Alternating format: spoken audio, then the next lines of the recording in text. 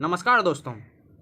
आज का जो हमारा विषय है वो है रिसर्च, जो कि पूरा दुनिया में कभी न कभी और हर वक्त एक तरह से कहा जा सकता है रिसर्च कहीं न कहीं दुनिया के किसी न किसी कोने में होते ही रहता है। तो आज हम लोग जानेंगे कि रिसर्च क्या होता है और रिसर्च का जो कैरेक्टरिस्टिक्स होता है, एक गुड रिसर्च का जो कैरेक्टरिस्टिक्स होता है वो क्या क्या होते हैं। तो हम लोग चलिए रिसर्च का डेफिनेशन से शुरू करते हैं कि रिसर्च होता क्या है। तो सबसे पहला जो डेफिनेशन है वो दिया गया अकॉर्डिंग टू रेडमोन एंड मोरे, जो कि 1923 में ही दिए थे। उस टाइम में आप लोग का जन्म भी नहीं हुआ होगा। उस टाइम में ये रिसर्च का डेफिनेशन दे दिए थे कि systematized effort to gain new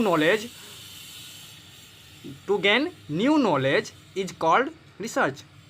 अब आगे हम लोग आप लोग को बताएंगे कि ये न्यू नॉलेज में क्या क्या चीज़ें इंक्लूड होगी। तो जब हम लोग किसी भी चीज़ को, किसी भी नई चीज़ को जानने के लिए, नया ज्ञान प्राप्त करने के लिए जब हम एक सिस्टमाइज्ड एफर्ट लगाते हैं तो वो हमारा क्या कहलाता है? रिसर्च कहलाता है। किसके अनुसार? अकॉर्डिंग टू रेडमोन एंड मोरे के अनुसार। और अगला जो डिफिनेशन है वो है गोरी एंड ग्रोनहैंग, जो कि 2010 में दिए थे।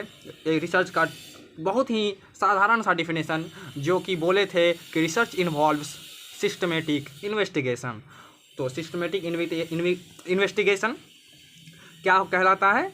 रिसर्च कहलाता है। किसी भी चीज़ के बारे में अगर हम सिस्टमेटिक इन्वेस्टिगेशन करते हैं और अगर आप एक फॉलो करते हैं procedure which is established earlier, तो वो प्रोसीजर वो क्या कहलाएगा? हमारा रिसर्च कहलाएगा। अब न्यू नॉलेज, जो कि अकॉर्डिंग टू रेडमन एंड मोरे के डिफिनेशन में आया था, न्यू नॉलेज क्या क्या होता है? न्यू नॉलेज मीन्स होता है डज नॉट एग्जिस्ट, वैसा चीज़ जो अभी तक एग्जिस्ट नहीं करता है वो, क्योंकि हम लोग नहीं जानते हैं कि इस दुनिया में क्या क्या चीज़ें हैं। हम लोग बहुत कुछ जान के भी बहुत कुछ नहीं जानते हैं।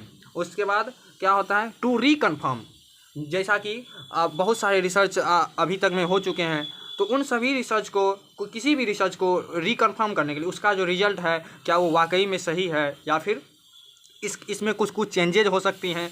तो इसके लिए भी, इस पर्पस से भी क्या करते हैं हम लोग? रिसर्च करते हैं और ये न्यू नॉलेज में ऐड क्या मतलब होता है। उसके बाद बिकम आउटडेटेड, और कोई रिसर्च जो बहुत पुराना हो जाता है, जो कि आज के समय में रिलीवेंट नहीं रह जाता है, तो उन रिसर्च को फिर से कंडक्ट करके उसको आज के समय में प्रेजेंट के लिए क्या बनाया जाता है? रिलीवेंट बनाया जाता है। उसके बाद to modify the existing knowledge, और जो नॉलेज हमारे सामने है, जो आज के परिदृश्य में हमारे पास जो ज्ञान है, उसको मॉडिफाई करने के लिए भी क्या किया जाता है? रिसर्च किया जाता है। और एक और वर्ड आया था systematic effort. Systematic effort means होता है to follow proper system that is moves step by step. अगर आप किसी भी तरह से अगर आप डाटा कलेक्शन करते हैं और किसी भी आप बिना किसी रूल्स रेगुलेशन को फॉलो किए अगर आप कोई भी रिसर्च करते हैं तो वो आपका रिसर्च नहीं कहलाएगा।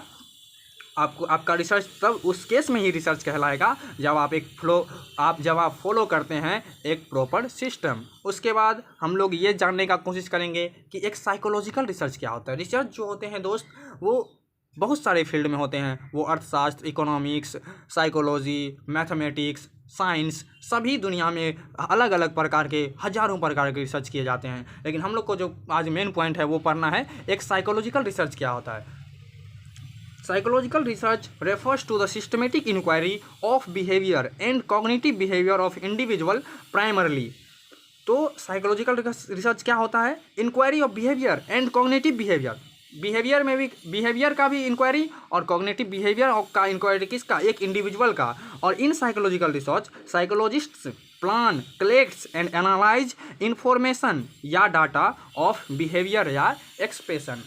आपके बिहेवियर या आपके एक्सप्रेशन के बेस पे साइकोलॉजिस्ट क्या करते हैं? डाटा कलेक्ट करते हैं और उस डाटा को कलेक्ट करके उसको एनालाइज करके वो अपना क्या करते हैं? रिसर्च को कंप्लीट करते हैं और कोई भी थीसिस क्या करते हैं? पब्लिश करते हैं। तो आगे का जो हमारा टॉपिक है वो है ऑब्जेक्टिव ऑफ रिसर्च।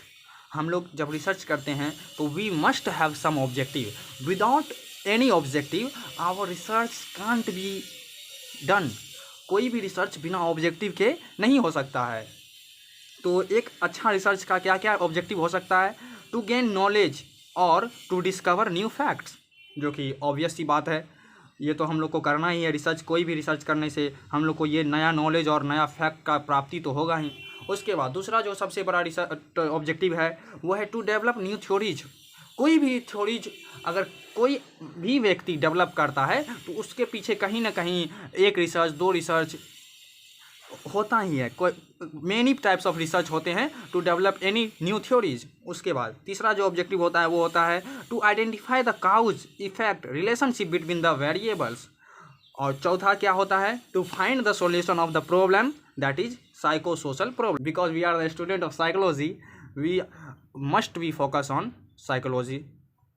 ओके, तो ऑब्जेक्टिव ऑफ रिसर्च हम लोग पढ़ लिए हैं। हम अपने नेक्स्ट लेक्चर में पढ़ेंगे types of research and types of variables. तो आज के लिए इतना ही, मिलते हैं नेक्स्ट वीडियो में, तब तक के लिए धन्यवाद।